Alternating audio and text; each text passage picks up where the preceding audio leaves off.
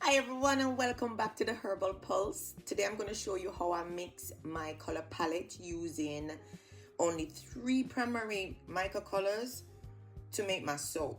I'm going to be using red, yellow and blue.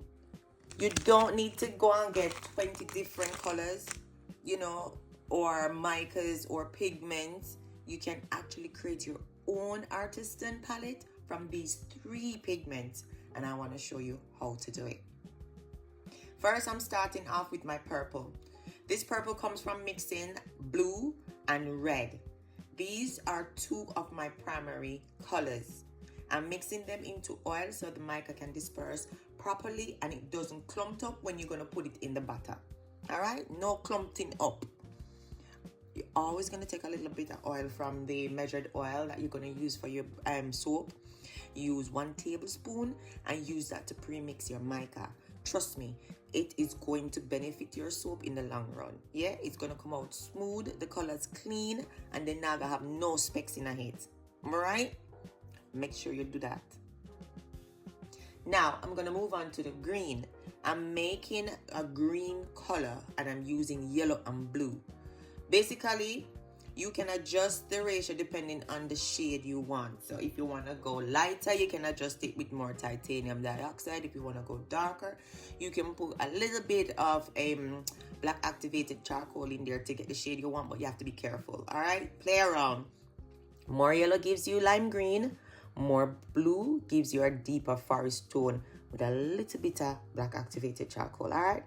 So for this palette, I'm keeping it soft and artisan. So I'm using mostly yellow with a touch of blue. Touch of blue. If you want to know how much percentage and ratio and everything, come over to our class and I'll discuss more in there.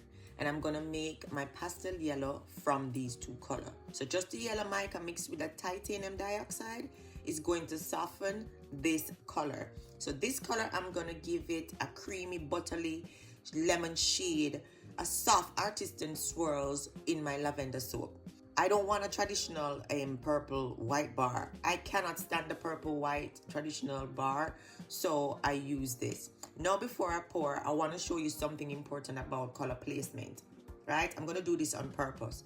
Sometimes your soap doesn't turn out the way you imagine it. But that doesn't mean the bar has failed. Alright?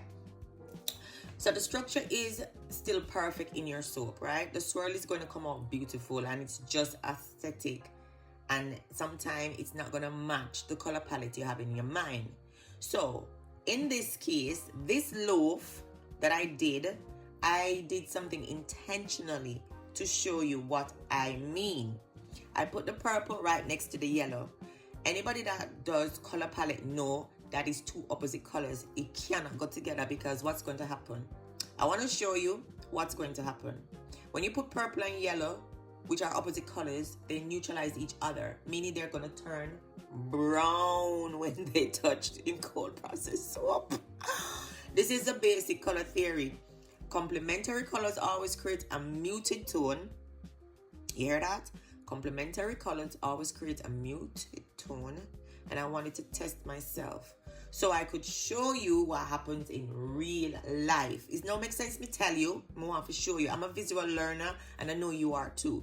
So you can actually see the little hints of purple coming through. But where they blended, it went brown. Exactly like it's supposed to. Remember I said before, opposite colors, they're going to neutralize each other and it's going to turn brown.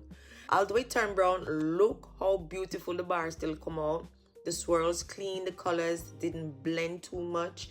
It still look rich, it still looks smooth. And although my color placement was 100%, the bar is still 100% usable and still aesthetically pleasing to average people. Nobody knows your color vision, They only see the gorgeous artisan bar you make. So let me show you the pour. I mix my fragrance in separately so everything blends evenly. My batter stayed fluid for a long time, which gave me time to play around. Actually, too much time to play around because in the end, everything looked like a muddy puddle. Alright? So for this swirl, I did a drop pour. So I poured from height because I wanted the colors to cut through each beautifully when you need the force of coming down from high. This is where I went wrong. And this is good for you to see. I poured the purple first, then the yellow, and that's what caused the neutralizing brown tone. Then I poured the green and the white, which created that softer feather look. If you notice in the bar, you can see that feathery look going through the middle, which is amazing. It's still gorgeous. It just don't have the original palette in mind. You get what I'm saying? So what you can do if this ever happens to you, because this is what I'm going to do. The next time I would pour in order. I would pour the purple, then the white, then the green, then the yellow. So I'm going to keep the yellow as far away from the purple so they don't get muddy. And that way, the purple stays purple, the yellow stays yellow, and the palette stays clean and intentional. That's all I have to say. So that's how you mix your own color palettes using red, yellow, and blue. And how color placement affects your final design. So don't be afraid to experiment. Each loaf teaches you something new.